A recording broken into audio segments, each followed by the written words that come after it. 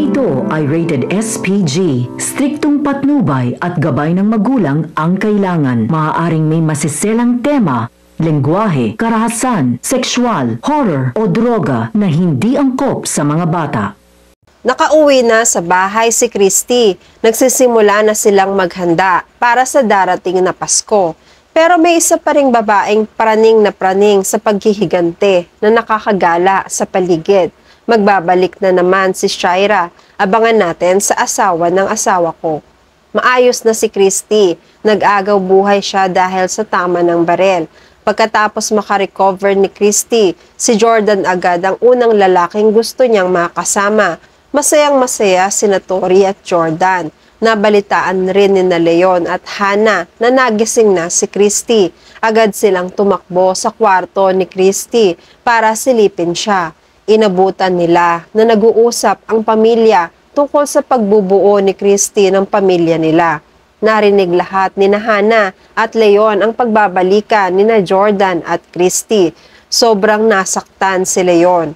Hindi na niya nagawang pumasok sa kwarto. Nag-walk out na siya. Napapangiti si Hannah dahil wala ng pag-asa si Leon kay Christy.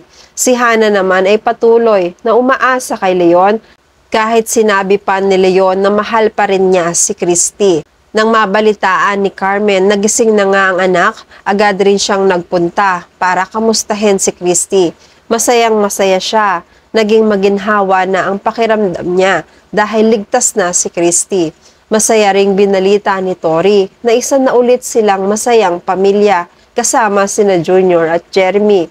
Pero nag-aalala pa rin si Carmen dahil nabalitaan niyang nakatakas si Shaira. Nagtatago pa rin siya hanggang ngayon. Sinabi ni Carmen na hanggat hindi nahuhuli si Shaira, mananatili siyang threat sa kanila. Hindi pa rin siya mapapanatag kung pagala-gala pa rin si Shaira. Sigurado siya na babalikan niya silang lahat, lalo na nasa kanila si Junior. Pinakalma ni Christy ang mama Carmen niya. Sinabi niya na mas dodoblehin nila ang pag-iingat. Mag-hire sila ng bodyguard para protektahan ang mga anak nila ni Jordan. Samantala, pagkatapos palipasin ni Leon ang inggit na nararamdaman sa narinig kay Christy na mahal niya pa rin si Jordan, naglakas loob si Leon na harapin si Christy. Dinalaw niya si Christy pero hindi lubos ang kasiyahan ni Leon. Napansin ni Christy na mukhang hindi masaya si Leon. Tinanong ni Christy kung hindi ba siya natutuwa na nakita siya na maayos ang kalagayan. Hindi muna umiimik si Leon. Mga ilang sandali pa ay inamin na rin ni Leon sa pamamagitan ng pag-uusisa kung nagkabalikan na ba sila ni Christy at Jordan. Alam na ni Christy ang dahilan ng pagsimangot ni Leon.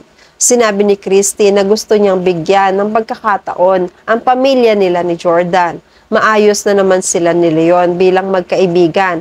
Masaya na rin si Christy para kay Leon dahil sa pagkakaalam niya ay nagkakaigihan na sila ni Hannah. Inamin rin ni Christy na pagkatapos ng mga nangyaring masama sa kanya, naintindihan niya na mahal pa rin niya talaga si Jordan. Nanumbalik lahat ng mga nakaraan nila kung paano nila nilabanan ang hamon ng buhay na magkasama. Habang naririnig ni Leon ang lahat ng ito, nagagalit ang puso niya. Sobra siyang nagsaselo sa mga sinasabi ni Christy. Paano naman ang pamilya nila kasama si Jeremy? Hindi ba naisip ni Christy yon? Inulit ni Christy na nariyan naman si Hannah. Bakit hindi na lang pagbigyan ni Leon ang pamilya nila ni Hannah kasama si Billy? Parte pa rin naman si Jeremy ng pamilya nila pareho. Mas magiging masaya si Billy kung mangyayari yon. Hindi naman mawawala si Christy, kaibigan pa rin siya. Pero nakasimangot lang si Leon. Ayaw niyang pumayag sa mga sinasabi ni Christy. Umalis si Leon sa kwarto ni Christy nang nakasimangot. Sa kwarto ni Billy, inabutan ni Leon na nagbabantay sina Hannah at Kausa kay Billy. Kinamusta ni Kausa si Christy pero hindi kumikibo si Leon. Binalita ni Hannah na hindi pa rin nakikita si Shaira ng mga pulis. Binanggit rin ni Kausa ang nabalitaan niyang si Shaira rin pala ang nagpadukot noon kay Junior. Si Shaira ang lahat ng may pakana ng mga kaguluhan na naranasan nila. Nadagdagan ang galit ni Leon. Mabuti na lang hindi nadamay ang anak niyang si Jeremy dahil siya na lang ang meron siya ngayon. Hindi papayag si Leon na pati si Jeremy ay mawala pa sa kanya. Parinig niya ito dahil nawala na sa kanya si Christy. Nakasimangot na nakikinig si Hannah. Hindi niya gusto ang ugali ni Leon sa pagiging makasarili nito.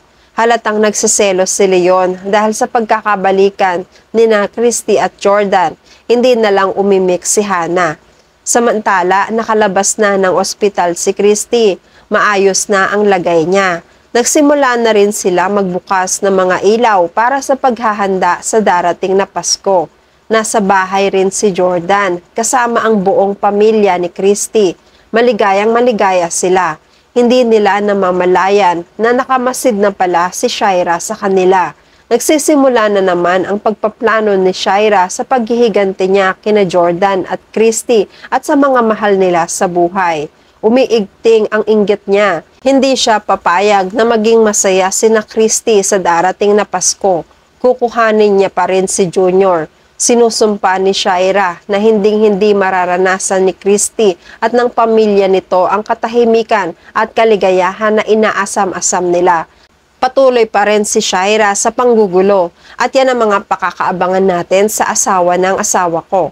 Please like this video and please subscribe to my channel at magkita-kita po muli tayo sa mga susunod pang episodes.